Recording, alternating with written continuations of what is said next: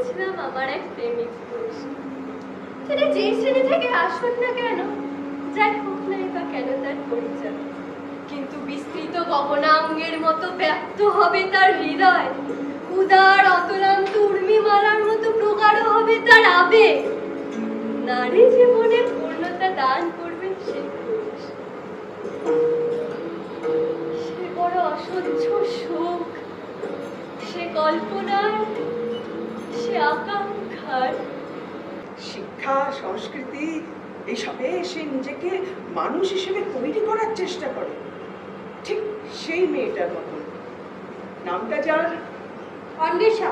ছোটবেলায় বাবার মুখে ওই অন্বেষা ডাকটা শুনে নিজেকে নিজেকে কেমন যেন অন্যরকম মনে হতো, মনে তো অন্য মানুষ, সবার আদরের ওই ওই টুকটুকে টট্টারে অন্য।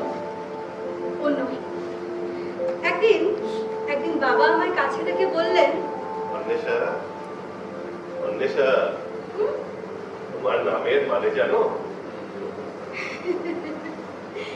তখন সবেমাত্র অ দন্তের ৯ বয় একার পেটকাটার মধ্যে সয়া অন্বেষা।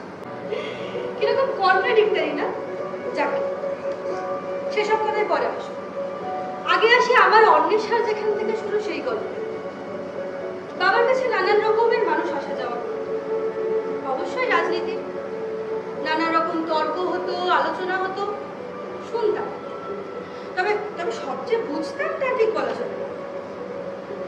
কিন্তু কিন্তু একটা জিনিস না আমার চেতনে অবচেতনে রক্তে মিশতে শুরু করল। তিনি অবশ্যই কাঙ্ক্ষিত শ্রেষ্ঠ আসনটির জন্য বিনিময় মূল্য হিসেবে দান করবেন সর্বস্ব। কিছুদিন পর থেকে একটা ভাবনা ক্রমশ আমার মাথায় ঘুরপাক খেতে লাগলো, আর তা হলো আমার বাবার রাজনীতি, যা আমার আদর্শ, আমার ধ্যান জ্ঞান। কিন্তু কিন্তু তারপরেও বাবার সেই রাজনীতি না আমার ভীষণ ভাবাতো। এই আমার কন্যা মাধব, আপনার যা কাঙ্ক্ষিত তা মেয়ের দ্বারা পাবেন। আমার এই দান আপনি আনন্দে গ্রহণ করে আমাকে কৃতার্থ করুন।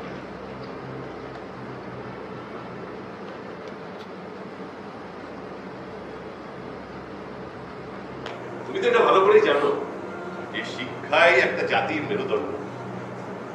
সঠিক শিক্ষা ব্যবস্থায় মানে শ্রেণীগত বৈষম্য দূর করতে। দুটো নতুন চরিত্র এসেছে, একটি হচ্ছে টেলিফোন, যা বাইরের পৃথিবী, আর কালো, সে তো মাধবীর জীবনে বাইরের পৃথিবী, তাই না? তোমার জেনে রাখা ভালো যে তোমার পিতা তোমাকে আমায় দান করেছে, কারণ তুমি আমাকে ৮০০ কৃষ্ণই ককৈর্ণ চন্দ্রকান্তি শ্বেতাস্য পেতে সাহায্য করো, তোমাকে পত্নী রূপে গ্রহণ করবার জন্য না। আমরা তোমার উপর অনেকখানি ভরসা করেছি, তো তুমি অবশ্য তোমার কাজটা বেশ ভালোভাবেই করেছো, কিন্তু মুশকিলটা হলো কি জানো তো, এই আজকালকার স্টুডেন্ট নয় অন্তর্মুখ নয়তো বিপদগামী। তোমার আদর্শ, তোমার স্বার্থ, তোমার কর্তব্য বোধ বলছে ভাড়া কাটতে। জানি, বেশি বলছি না, ব্যাক টু অরিজিনাল। নতুন নতুন সিস্টেমের জন্য তোমাকে তৈরি থাকতে হবে। সিচুয়েশন অনুযায়ী রিঅ্যাক্ট করো, বাস, নো প্রবলেম। No problem. প্রথমে 4 জন, তারপর 3 জন, তারপর 5 জন আসছে আর আমার মাধ্যমে ঢুকে যাচ্ছে। কিন্তু আমি তো একা নই, এখানে এখানে সবাই আছে। এটা তো একটা প্রতিষ্ঠান। শপথ আগুনে দাও দাও জ্বলা, পাজরের চিতা সজ্জায় কলজে জ্বালিয়ে ফেললাম। হায় সেদিন রাত্রে সারা কাকদ্বীপে হরতাল হয়েছিল। না,